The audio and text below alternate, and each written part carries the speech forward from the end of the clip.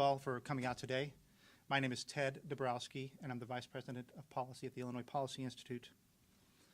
On Wednesday, the City Council will be asked to approve the largest property tax increase in Chicago's recent history. Proponents of this tax increase claim that the city has no other option and that city homeowners can stomach the tax increases because they pay lower tax rates than homeowners in neighboring suburbs. The proponents of the tax hike are not giving Chicago residents the full story. And before aldermen vote on this tax increase, taxpayers deserve to be spoken to honestly. The Illinois Policy Institute conducted an analysis of all the taxes, fees, and fines that city residents face and compared those to what residents around the state also face. And this is what we found. Even before this property tax is approved, Chicagoans have the highest tax burden of any residents in the entire state of Illinois. Beyond the property tax, Chicagoans face more than 30 different taxes and a multitude of fees. Let me give you some examples. There's an amusement tax, a bottled water tax, an electricity use tax, a fountain soft drink tax, 2 different cell phone taxes, one on regular usage and one for 911. There's the liquor taxes we all know about, parking, huge parking taxes, restaurant tax fees, even a fee for $1 a fee for every tire that you buy.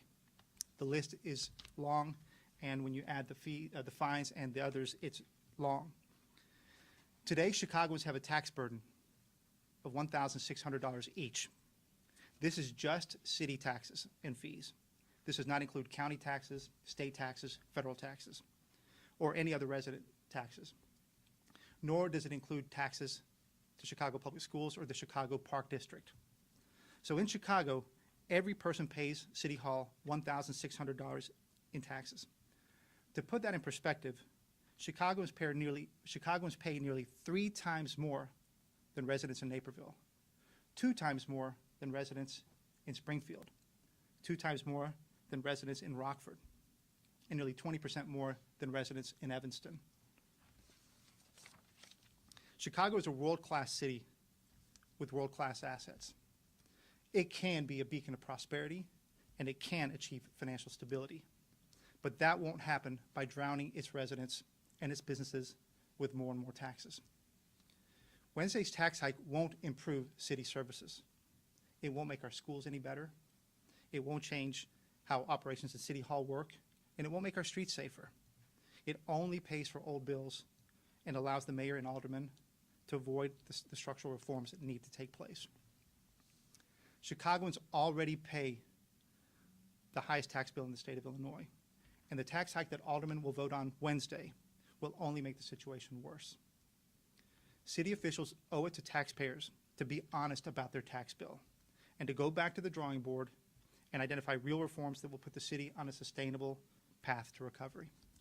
So thank you, and with that, I'll take any questions you have on the report that we've released. What are the reforms that can be done locally?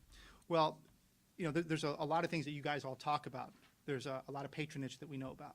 There's a lot of contracts that are not affordable for the city. There are a lot of contracts that don't make a lot of sense. You guys write about all those. But I think what's the important point today, Charles, is that aldermen be honest with their taxpayers, and that the city taxpayers are the most burdened of any residents in the state of Illinois, and that any tax increase will only make things worse. What's dishonest about what's being proposed now? Well, what's happening is that many people are, the proponents of the tax hike, what they're saying is that property taxes are low in Chicago because they're comparing them to the suburbs. But what they're not doing is they're not adding up all the taxes and fees the Chicagoans pay. And when you do that, then aldermen should be saying, look, you are already the most taxed residents in the state of Illinois by far, and we're going to increase your taxes more. But they should not be, the narrative should not be out there that's out there. The narrative should not be that, hey, property taxes are low, so therefore residents can stomach more tax increases, because that's not the total picture. The total picture is when you add up all the taxes and fees, Chicagoans are the most taxed. Yeah, I can put some flavor on that. You know, Mayors Daley and Rahm Emanuel have avoided, for the most part, property tax increases. But what's not talked about is over time, they've taxed through the nickel and diming that's been done over the last 20 years. They've added all these different tax increases. And so to ignore those, which now are much more substantial than the property tax collection in Chicago, is unfair. Would you not pay the amounts that the mayor wants to pay for police and fire pensions? I'm sorry. Would you not pay the amounts for police and fire pensions the mayor wants to start paying in this budget? Well, I think what we're saying is that what the mayor and the city council need to do is open up the contracts, look at the efficiencies that could be had, and find more and be more demanding of themselves before they raise record tax hikes on the residents that are already the highest taxed in the city. That wasn't my question. My question is, would you not put the additional amounts into the police and fire pension funds of the mayor's proposal? Well, I think what we need to do is try to meet the obligations of the state, obviously, and the city. Clearly, the city needs to meet its obligations on pensions, but everything else that it does. What we're saying is that it needs to find the money through efficiencies and reforms rather than just raising taxes, because Name some efficiencies that would come up with anywhere close to $588 million. well, I think what we need to ask them is to come back and say, here's what they are. But, Greg, you write about this stuff all the time, right? There's a lot of inefficiencies. There's contracts that don't make sense. You've written about the teacher pension pickups, for example. The city has spent over $1.5 billion on teacher pension pickups at CPS in the last decade. Going forward, it's about $150 million a year. That's a place where I would start right there. That's a win for taxpayers, and it's the right kind of reform that the city needs to see. But again, Greg, I think the bigger issue is the honesty about where we stand in Chicago. There's too many people writing that the taxes are low, and so therefore it's okay. That's not the honest presentation that needs to be given to taxpayers. When the aldermen go in and vote on Wednesday, and when they walk into those chambers, they need to know that they're about to raise taxes on the most overtaxed citizens in Chicago, in the state. You say that's fiction. Is it incorrect that the property tax rate in Chicago, the percentage of the value of the property that you pay, is even after this would be among the very lowest within Cook County? Well, so Greg, that's Wrong? I'm not saying that the fact is wrong.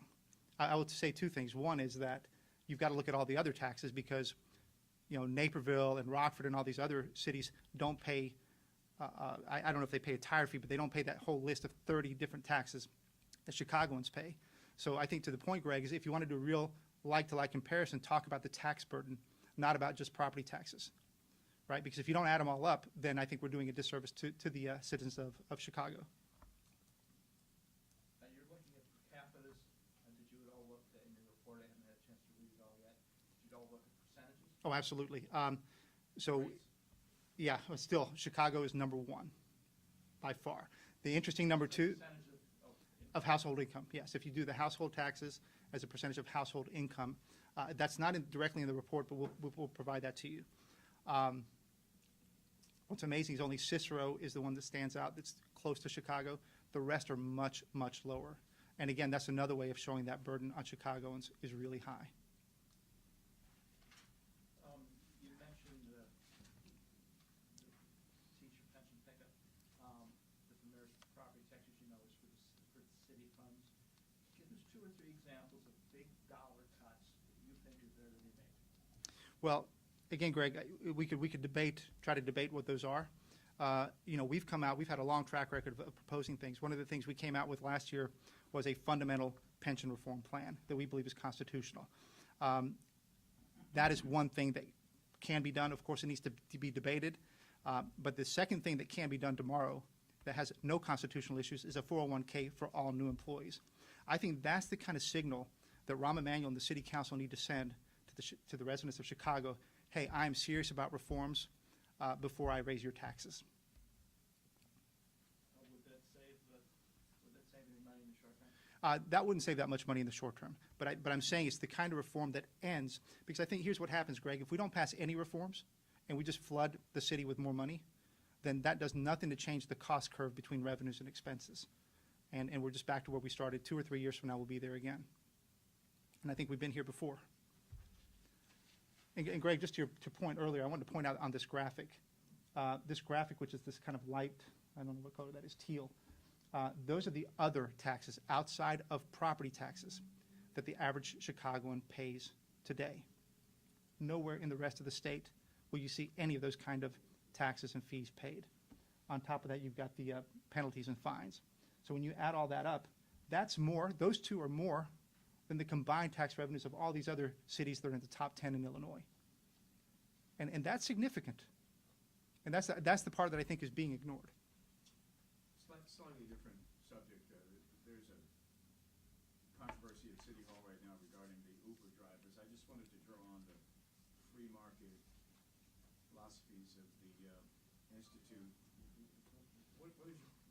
What is the position on ride-sharing services versus the taxis and the expansion of the ride-sharing services in the city?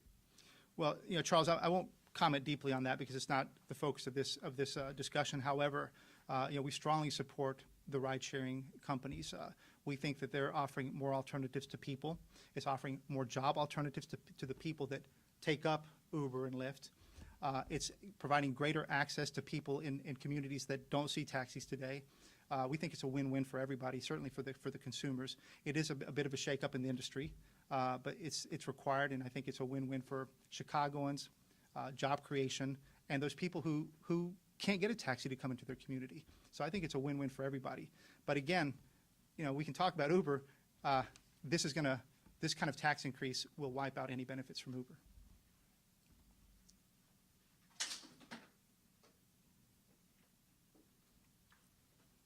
Any other question?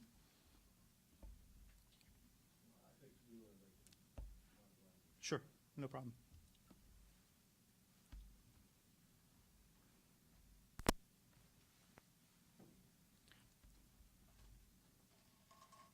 So I would say, just in summary, I want to be extremely clear about this.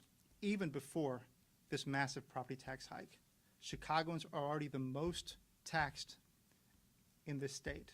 And I think it behooves the aldermen and the mayor and those who are proponents of the tax hike to make sure that before they propose this tax hike that they're honest with the taxpayers of Chicago, and so that everybody knows what we're going into, especially because this is a world-class city, and we want to preserve that. Thank you. Thank you very much for coming out. All for coming out today. My name is Ted Dabrowski, and I'm the Vice President of Policy at the Illinois Policy Institute. On Wednesday, the City Council will be asked to approve the largest property tax increase in Chicago's recent history. Proponents of this tax increase claim that the city has no other option and that city homeowners can stomach the tax. Chicagoans face more than 30 different taxes and a multitude of fees. Let me give you some examples. There's an amusement tax, a bottled water tax, an electricity use tax, a fountain soft drink tax, 2 different cell phone taxes, one on regular usage and one for 911. There's the liquor taxes we all know about, parking, huge parking taxes, restaurant tax fees, even a fee for $1 a fee for every tire that you buy.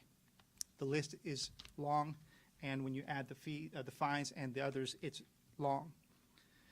Today, Chicagoans have a tax burden of $1,600 increases because they pay lower tax rates than homeowners in neighboring suburbs. The proponents of the tax hike are not giving Chicago residents the full story.